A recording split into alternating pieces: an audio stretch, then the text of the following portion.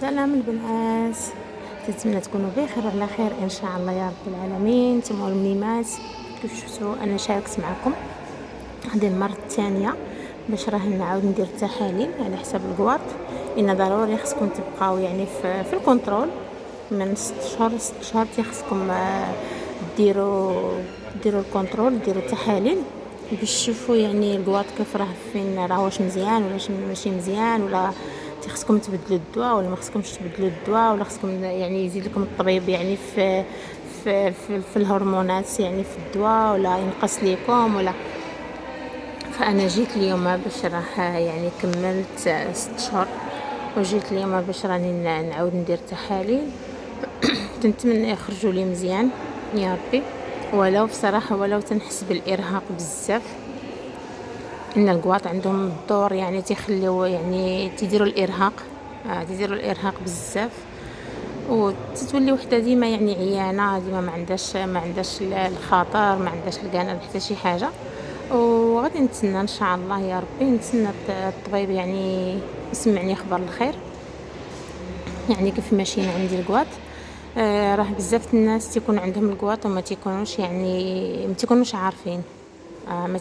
عارفين بان راه عندهم الكواط. يعني هادشي علاش خاص الانسان ضروري خصو يراقب راسو، يراقب يعني هاد الحوايج هادو. يعني راه الكواط حتى هما يعني راه شي حاجه مهمه بزاف بزاف بزاف، بنادم تيخص يراقبهم، فهمتي؟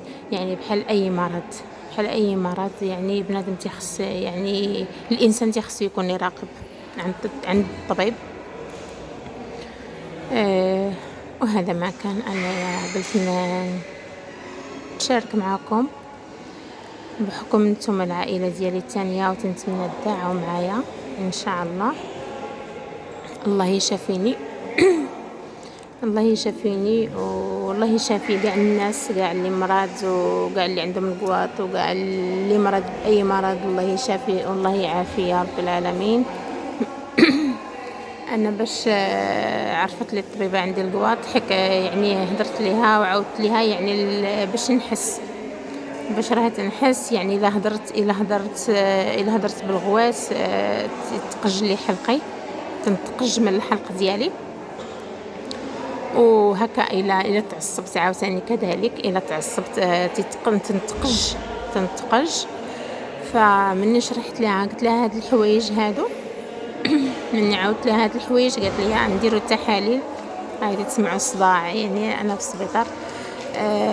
مني عاودت لها هاد الحوايج اللي راهم عندي، قالت لي نديروا التحاليل ديال الكواط. قالت لي ما ربنا، قالت لي الله يسر، قالت لي يكون عندك الكواط ولا شي حاجه. هي فاش درتهم المره الاولى وخرجوا عندي الكواط وعطاتني فانيد، يعني خرجت لي فانيد يعني والكونترول يعني من كذا 6 شهور خصني ندير الكونترول. شو دابا تنهضر معكم راني تقجيت. وهذا ما كان اللي جات من عند الله مرحبا بها. تنطلب الله يشافينا والله يعافينا يا رب العالمين، والله يشافي من كل هو مريض. هادشي اللي كاين البنات. وتنطلب الشفاء لكل شيء، للميمات لكل شيء تنطلب الشفاء يا ربي، يا ربي شافي ويعافي. وهذا ما كان. ومن يخرجوا لي ان شاء الله التحاليل وتقول لي الطبيبه شنو عندي، غادي نشارك معكم ان شاء الله بحول الله. غادي نشارك معكم شنو قالت لي الطبيبه وشنو هذه نصيحه من عندي انا تنوجهها للناس اللي عندهم الكواط. فيتبعوا الله يعطيكم السر. ان الطبيب على اللي تشرح لي الطبيب يعني هذا الشيء تخص المراقبه. خليتكم على خير، وان شاء الله حتى يخرج لي سميت التحاليل ونشوف راه شنو عندي ونشارك معكم ان شاء الله. تمنوا لي الخير وتدعوا معايا وما تبخلوش على اختكم ليلى بالدعوات، وعاونوني بالابوني جزاكم الله خيرا، فنعاونوا بعضياتنا.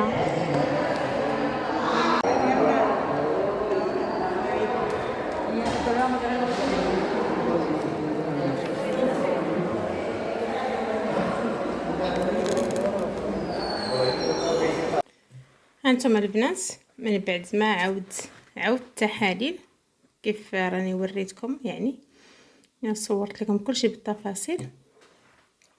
يعني هذه نصيحة للبنات، الناس اللي عندهم القواط بحال الشكل ديالي، فديما يعني خصكم تكونوا متبعين مع الطبيب كل 6 شهور. يعني خصكم ديروا تحاليل باش تشوفوا يعني الحاله الوضعيه ديال القواط ديالكم كيف دايرين، يعني ديال القواط. يعني هاي سنوجه هذا الفيديو هذا الناس اللي راه فيهم القواط، يعني الناس اللي متبعين. يعني كيف شفتوا يعني الفيديو الاول اللي حطيت انا شحال هذا ملي كنت درت التحليله وخرجوا عندي القواط، ياك لو تعقلوا كانوا خرجوا لي هاد الفانيت هذا ديال 50 هو اللي كانوا خرجوا لي يعني في الاول باش نشربه. ها هو الباقيه يعني باقي كما هي. دازت 6 شهور فدرت تحليله، عاود تحليله، فماذا نتفاجئ بالطبيب زاد لي وليت نشرب 75 البنات. علاش؟ انا غادي نفسر لكم. هذا يعني باش تعرفوا راه الناس اللي فيهم القواط، راه القواط راه حاجه مهمه بحال اي مرض، تيخص بنادم يراقب ويتبع مع الطبيب ديالو، ياك. هذا نهار اللي خرجوا لي انا الطبيب، فاصلا انا يطلب التحاليل من الطبيب حيت كنت نحس بالعيا والتنفس ما بقاش عندي، يعني في الليل ولا عندي التنفس يعني تنحس براسي بحال اللي مخنوقه. هادشي علاش انا طلبت من الطبيب يدير لي تحاليل، ونهار اللي دار لي التحاليل فلقى عندي القواط وخرج لي هذا ديال 50، هاد الباستيجه ديال 50 يعني تتعوض لي يعني النقص ديال الهرمونات اللي ناقصين عندي. ولكن راها واخا تنشربها يعني ديما تنحس بالعيا بزاف ديال الحوايج. انا غادي نشرح لكم شنو هما الحوايج اللي انا بانوا ليا ديال القواط، اللي بانوا فيا يعني ديال القواط. واخا فمني درت تحاليل فتنتفاجئ، يعني الطبيب خرج لي هذه قال لي بان راه هذه ديال 50، يعني راه ما دارت لك حتى شي حاجه، بحال تتخوي الماء في الرمله كيف تنقولوا، ما عودت لي حتى شي حاجه، الكونتراريو يعني بالعكس. ما دارت لي حتى شي حاجه، ما كافياش من سبب النقص ديال الهرمونات اللي عندي انا، ما عودت لي حتى شي حاجه. يعني هذه مني خرجها لي، ها هي انا راني حليتها على 3 ايام. هذه انا شربت منها كيف تشوفوا 3 ايام، يعني 3 ايام فالحمد لله. فوليت نحس مزيان، وليت نحس براسي يعني عندي السفل، يعني عندي الجهد، فهمتي؟ الجهد الى جهد الله سبحانه. ولكن وليت نحس الحمد لله، وليت نحس بحال شحال هذا يعني قبل ما يكونوا فيا القواط، وليت نحس مزيان، وليت نحس يعني رجعت لي الطاقه الايجابيه كيف تنقولوا. عندي الشجاعه يعني نوض ونتحرك ونخدم فهمتي؟ يعني شحال هذا ما كنتش صراحه من قبل ولا بهادي ما دارت لي حتى شي حاجه، كنت نحس براسي يعني مرخيه بزاف مرخيه وما عنديش الخاطر، ما عندي الخاطر لحتى شي حاجه. يعني الناس اللي عندهم القواط يعني غيكونوا متفقين معايا. ووحده يعني واحد بنت فيا عتاني واحد الحاجه واحده اخرى، يعني القواط راه تاثروا البنات على الشعر، تيولي يطيح، ما تبقاش عندك يعني الشعر مجهد بحال شحال هذا، الشعر تيولي يطيح. انا لاحظت هذه القضيه، الشعر ولا تيطيح لي الشعر من ولاو فيا القواط ولا تيطيح لي الشعر. ولا تيطيح لي الشعر بزاف. وبالنسبه للعصب يعني راه يعني هادي تنوجه هادشي، يعني هاد الفيديو هذا الناس اللي عندهم الكواط يعني غادي يحسوا بيا، غيقولوا لي ليلى راه بصح حتى حنا تنحسوا بهذا الشيء نيت. تيولي بنادم يتعصب دغيا، تيولي ينفعل يعني. مي الحمد لله تنطلبوا الله الله يشافي ويعافيك اي واحد يا ربي العالمين، علاش لا. والحمد لله اي حاجه تعطيها الناس سيد ربي والا فيها خير، خير لينا. فالحمد لله اللي جات من عند الله مرحبا بها. غير هي الواحد يعني ما يرخيش على راسو، ما يرخيش على راسو. ان القواط راه حتى هما يعني صعاب، ولكن القواط فيهم انواع بزاف، فيهم انواع بزاف يعني على حسب القواط. يعني ونصيحه واحده اخرى، حيت انايا هضرت مع الطبيب ديالي وقلت له واش راه نقد يعني نقد ندير عمليه ولا فهمتي، يعني باش نتجنب هاد الادويه وهذا الشيء. قلت له واش نقد يعني ندير عمليه باش راه نحيدهم ولا سميتو. قال لي واخا ديري عمليه تحيديهم، قال لي يعني هاد الدواء واخا ديري العمليه باش تجنبي ما تشربيش هاد الادويه. واخا تحيديهم، واخا ديري العمليه وتحيديهم، يعني بز منك غتبقاي تشربي هاد الدواء بز منك. واخا تحيديهم، واخا انتي ومحيداهم غتبقاي تشربي هاد الادويه، هاد الادويه غتبقاي متبعاهم. يعني ما كاينلاش بنادم الا ما عندوش الله يسر يعني خطر او منفوخين بزاف، ما عند علاش بنادم يحيدهم. ما عند يعني اللي منفوخين اللي هم اثرين عليه بزاف هذيك فيستشر مع الطبيب ديالو فيحيدهم. ولكن اللي بالنسبه اللي ما منفوخينش ليه وما عندوش الله يستر شي حاجه خايبه، فيتبع غير الدواء بالنظام. ونصيحه هذه كبيره بزاف بزاف بزاف، الله يعطيكم الستر. حيت كان الطبيب ديالي شرح لي بزاف وبزاف وبزاف بالنسبه للتغذيه، بالنسبه النظام ديال الفنيد. يعني الفنيد وياك تشرب الفنيد الوقت اللي قالها لك راسك. لا، الفنيد خاصك تشربيه، شربتيه مع السبعة تبقاي ديما تشربيه مع السبعة، شربتيه مع الستة تبقاي ديما تشربيه مع الستة. والفنيد راه تشرب البنات ديال الكواط تشرب في الصباح، راه ما تشربش في الليل. فهمتي ان كاين بزاف يعني الاطباء راه ما تيشرحوش، ما تعطيوش وقت الانسان، ما تيشرحوش مزيان. نصيحه البنات الميمات اي وحده فيها الكواط، فالفانيد تشربو في الصباح قبل الفطور بنص ساعه، قبل الفطور نص ساعه قبل الفطور البنات. هذه انا تنتقاسم معاكم هذاك الشيء اللي نصحني به الطبيب، فانا تنقولوا لكم هذاك الشيء اللي نبغيه لراسي، نبغيه لكل شيء، نبغيه للجميع. المهم هذه نصيحه انا ينصحني بها الطبيب، وماذا بيا قلت نشاركها مع خواتاتي، علاش لا. والله يشافي كيف قلت لكم اي واحد يا ربي يا ربي. فالفانيد تشربوه قبل الفطور بنص ساعه. شربتيها اختي مع 6 الصباح فبقيت تشربيه مع 6 الصباح، شربتيه مع 5 شربيه ديما مع 5، شربتيه مع 7 فديما مع 7.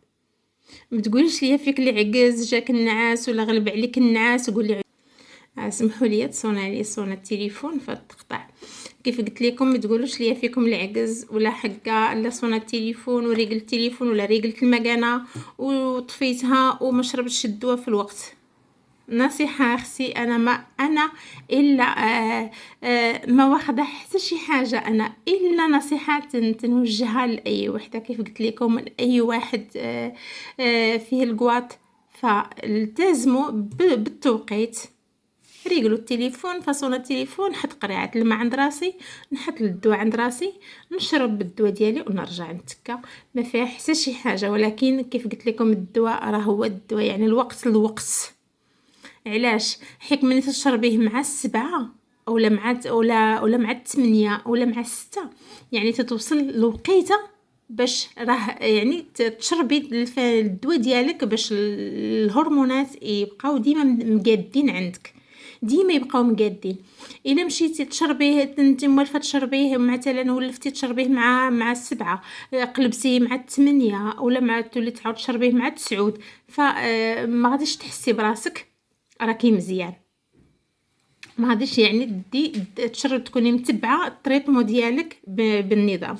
يعني النصيحه فتبعوا الدواء ديالكم بالنظام. الناس اللي عندهم القواط الله يعطيكم السر، تبعوا بالنظام. انا متبعه بالنظام واللهم لك الحمد، الحمد لله. يعني تصوني تليفون تنريقل انا التليفون تنصون يصوني تليفون، فتنحط قريعات الماء عند راسي، فتنقول بسم الله وتنشربها. علاش؟ ان الطبيب نصحني بهاد الحوايج هادو. يعني قال لي ضروري ضروري شربتي مع 6 مع 6 خالدينا، شربتيه مع 5 مع 5، يعني في الصباح. انا تنصحكم في الصباح بنص ساعه قبل الفطور. فالفانيد ديال القواط ديال الهرمونات ضروري تشرب قبل الماكله، قبل الفطور، ماشي قبل الماكله، قبل الفطور. يعني بحرات يقول النهار بسم الله، باقا ما يعني بنادم عاد غيفطر، يعني تشربيه بنص ساعه قبل. وهذا ما كان. والله يشافي الجميع يا ربي يا ربي. الله يشافيني حتى انا، والله يشافيكم، والله يشافي كاع من هو عنده هاد القواط هادو. لا اله الا الله محمد رسول الله. الحمد لله اللي جات من عند الله مرحبا بها. ونصيحه واحده اخرى، فتبعوا التغذيه. الناس اللي تكون عندهم الكواطره ما تيخصهمش يكونوا ياكلوا بزاف الدهنيات. كي شفتوا انا راه خرج لي الطبيب انايا الدواء ديال الكوليسترول، راه انا باقا متبعاه ديال الكوليسترول، فلقى عندي الكوليسترول يعني طالع بزاف، متبعه الدواء واللهم لك الحمد. غادي نتسنى التحاليل يعني المره الجايه، المره الثالثه. يعني هذه راه المره الثانيه من يبدل لي الدواء هذا. يعني من عطاني خرج لي الدواء، يعني غادي نكمل 6 شهور ونعاود ندير عاوتاني التحليله عاوتاني ان شاء الله. وغادي نشوف عاوتاني كيف راهم غادي عندي القواط، واش راه مزيان. الكوليسترول عاوتاني كذلك. وهذا ما كان. يعني ماشي غير بنادم اللي كبير هو اللي تشرب الدواء، يعني راه حتى حنايا يعني واخا صغار راه حنا تنشربوا الدواء. والمرض راه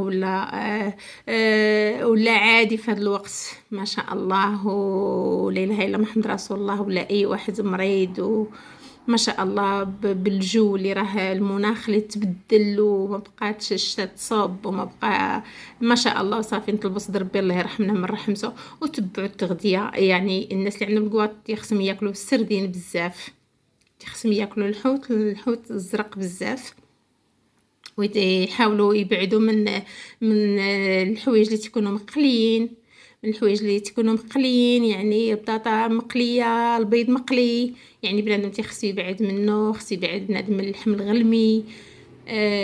ما شاء الله العين تتاكل، وما شاء الله تناكلوا بالعين قبل الفم. ولكن ما عندنا من نديرو، ما عندنا من نديرو. ولكن بنادم يعني ينتبه للصحه ديالو، ان الصحه مهمه بزاف، الصحه مهمه بزاف. والله يشافي الجميع يا ربي يا ربي. وهذه تقاسمت معكم اللي انا نصحني به الطبيب، فقلت نصح به خواتاتي وكاع الناس اللي عندهم الكواط. وهذا ما كان. والله يشافيكم، والله يشافيني معاكم يا رب العالمين. والله ينزل علينا الرحمات يا ربي يا ربي. وهذا ما كان. تهلاو لي فراسكم بزاف بزاف. وتنوجه تحيه لامي ماس الكبيدات الله يخطيهم يا ربي يا ربي. وقال لي عند والديه الله يخليهم ليه يا ربي يا ربي. ونهاركم مبروك.